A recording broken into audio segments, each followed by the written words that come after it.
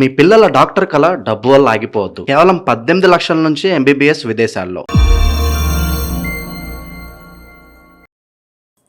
అందరికీ నమస్కారం. నేను శిరీష. ప్రస్తుతం మనతో పాటు ఉన్నారు ప్రముఖ తంత్ర జ్యోతిష్యులు, జ్యోతిష్యరత్న, జ్యోతిష్య సామ్రాట్ డాక్టర్ చింత రుక్మందర్రావు గారు. గురుగారితో మాట్లాడతాం. నమస్కారం గురుగారు. మాతృదేవోభవ, పితృదేవోభవ, ఆచార్య దేవోభవ. ఓం నమో మాందేశ్వరాయ నమః. అందరూ బాగుండాలి, అందరికీ మంచి జరగాలి. గురుగారు, ఆగస్టు మాసంలో సింహరాశి వారికి ఎలా ఉండబోతుందంటారు? ఎలాంటి జాగ్రత్తలు తీసుకోవచ్చు అంటారు? ఆర్థిక పరంగా, ఆరోగ్యపరంగా ఈ మాసం యొక్క గ్రహ గోచారం ఏంటంటారు? అలాగే ఆగస్టు మాసంలో గ్రహణాలు ఉన్నాయి, చంద్రగ్రహణం, సూర్యగ్రహణం ఉందని తెలియజేస్తున్నారు. మరి వాటి ప్రభావం ఈ రాశిపై ఎలా ఉంటుందంటారు? 2020 సంవత్సరం ఆగస్టు మాసం సింహరాశి వాళ్ళకు మాస ఫలితాల భాగంగా చెప్పుకునే ముందు ఈ మాసం జరిగే 2 గ్రహణాలు ఉన్నాయి. ఒకటి చంద్రగ్రహణం, సూర్యగ్రహణం. జన్మరాశిలోనే సింహరాశిలోనే సూర్యగ్రహణం, సప్తమ రాశిలో 180 డిగ్రీల్లో 180 డిగ్రీస్లో చంద్రగ్రహణం జరుగుతుంది. జన్మంలో కేతు, సప్తమంలో రాహు ఆల్రెడీ సంచరిస్తున్నారు. 1వ తారీఖు 2వ స్థానంలోకి శుక్రుడు వెళ్తున్నాడు. 2వ తారీఖు కుజుడు లాభస్థానంలోకి వచ్చాడు. 5వ తారీఖు బుధుడు వ్యయ స్థానంలోకి వచ్చాడు. గురువు వ్యయ స్థానంలో ఉన్నాడు. శని 8వ స్థానంలో అష్టమ శనిగా ఉంటూ వక్రంలో ఉన్నాడు. కాబట్టి ఇది గ్రహస్థితి. కాబట్టి ఈ గ్రహస్థితి చూస్తే ఈ మాసం జరుగుతున్న సూర్యగ్రహణం ఈ దేశంలో కనిపించదు, భారతదేశంలో కనిపించదు, ఇతర దేశాల్లో ఉన్న వాళ్ళకి కనిపిస్తుంది. ఈ 2 గ్రహాలు కనిపించవండి. చంద్రగ్రహణం పాక్షికంగా కనిపిస్తుంది. కాబట్టి ఏదట్టున్నా కానీ విదేశాల్లో కూడా ఇప్పుడు ఏ దేశానికి వెళ్ళినా భారతీయులు లేని దేశం ఉండలేదు. ప్రపంచం అంతా భారతదేశం అయిపోయింది ఇప్పుడు. కాబట్టి విదేశాల్లో, భారతదేశం కాకుండా విదేశాల్లో ఉన్న వాళ్ళు ఖచ్చితంగా జప తప దానాదులు చేసుకోవాలి. సూర్యగ్రహణానికి గోధుమలు ఒక ఆరెంజ్ కలర్ వస్త్రంలో మూట కట్టి 1 కేజీ పావు కట్టి రాగి గిన్నెలో నెయ్యి పోసి ఆ 2 సర్ప పడగలు మునిగేట్టుగా నెయ్యి పోసి దాన్ని దానం ఇవ్వడం, దక్షిణ తాంబూలాలు, పూలు పండ్లు పెట్టి దానం ఇవ్వడం మంచిది. కానీ అక్కడ బ్రాహ్మణులు దొరకచ్చు, దొరకపోవచ్చు. కాబట్టి భారతదేశంలో వాళ్ళకి చెందిన బంధువుల ద్వారా ఈ కార్యక్రమం చేసుకోవడం మంచిది. చంద్రగ్రహణం కూడా వీళ్ళకి 100% పనిచేస్తుంది. బియ్యము, వెండి కప్పులు, నెయ్యి, 2 సర్ప పడగలు పెట్టడము, దానికి వీళ్ళ యొక్క గోత్రము, నక్షత్రము, పేరు చెప్పి దక్షిణ తాంబూలాలతో బ్రాహ్మణులకు దానం ఇవ్వడం మంచిది. అది కూడా ఇక్కడ వాళ్ళకి తెలిసిన వాళ్ళతో చేపించడం మంచిది.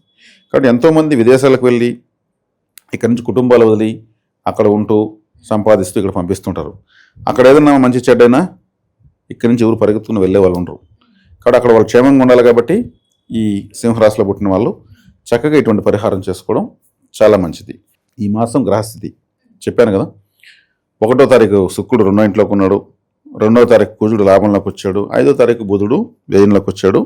17వ తారీఖు రవిగ్రహం ఎంటర్ అవుతున్నాడు ఈ రాశిలోకి. శని జూలై నెలలోనే 27వ తారీఖు వక్రించేస్తాడు. కాబట్టి అష్టమంలో శని వక్రించాడు, కానీ గురువు చూస్తున్నాడు. గురువు చూపు వల్ల శని వక్రత్వం ఒక విధంగా పెద్దగా దోషాన్ని ఇవ్వదు. సప్తమ స్థానంలో రాహు అంత మంచిది కాదు సింహరాశికి. సింహరాశికి బద్ధ శత్రువు రాహు చంద్రుడితో కలుస్తున్నాడు. కాబట్టి ఈ తల్లి తండ్రికి ఒక విధంగా అరిష్టం అని చెప్పచ్చు. వీళ్ళ తల్లిదండ్రులకు పేరుతో ఏదైనా కూడా అర్చన అభిషేకాలు చేయించడం మంచిది. శివాలయంలో చేస్తే ఇంకా మంచిది. అదే బుధుడు వ్యయంలో ఉన్నాడు. బుధుడు వ్యయంలో ఉన్నప్పుడు ఏమవుతుంది? ద్వితీయాధిపతి వ్యయంలో ఉన్నాడు. ద్వితీయాధిపతి వ్యయంలో ఉంటే దూర ప్రాంతం నుంచి ఏదన్నా బెనిఫిట్ పొందేదానికి అవకాశం ఉంటుంది.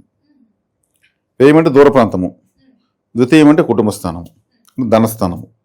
కాబట్టి దూర ప్రాంతం నుంచి వీళ్ళకు బెనిఫిట్స్ వచ్చేదానికి అవకాశం ఉంటుంది. ఇక్కడ చేసుకోవాల్సినంత గ్రహణాలకు మరి శుక్రుడు నీచబడ్డాడు 2వ స్థానంలో. 2వ స్థానంలో శుక్రుడు నీచబడ్డం కూడా వీళ్ళకి అంత కుటుంబంలో సౌఖ్యం కాస్త తక్కువే. శుక్రుడికి అంత కంఫర్ట్ ప్లేస్ ఏం కాదు ఇది. అందుకని ఈ రాశికి శుక్రుడు మంచోడు కాదు. కాబట్టి నీచబడ్డాడు. కాబట్టి కాస్త డబ్బు ధన వ్యయం అయ్యేదానికి అవకాశం ఉంది. ధన వ్యయం అవ్వడానికి అవకాశం ఉంది. ఇంట్లో ఎవరైనా ఆడవాళ్ళు, కూతుర్లు కావచ్చు, తల్లి కావచ్చు, భార్య కావచ్చు, వాళ్ళకి అనారోగ్యం చేసిన అవకాశం ఉంది. శుక్రుడు కొంచెం ఎక్కువగా లగ్జరీ కారకుడు. కాబట్టి ఇప్పుడు కొన్ని సంతోషాలు పొందలేకపోవచ్చు. ఇప్పుడు కొంతమందితో పోటీపడి మనకు కావాలనుకున్నదాన్ని కొనుక్కోవాలనుకుంటూ ఉంటారు కదా, నగలు కావచ్చు, మంచి శారీస్ కావచ్చు, అటువంటివి తీసుకోలేకపోవడానికి ఆ డబ్బులు వేరే ఏదైనా ఖర్చు అయిపోయిన అవకాశం ఉంటుంది.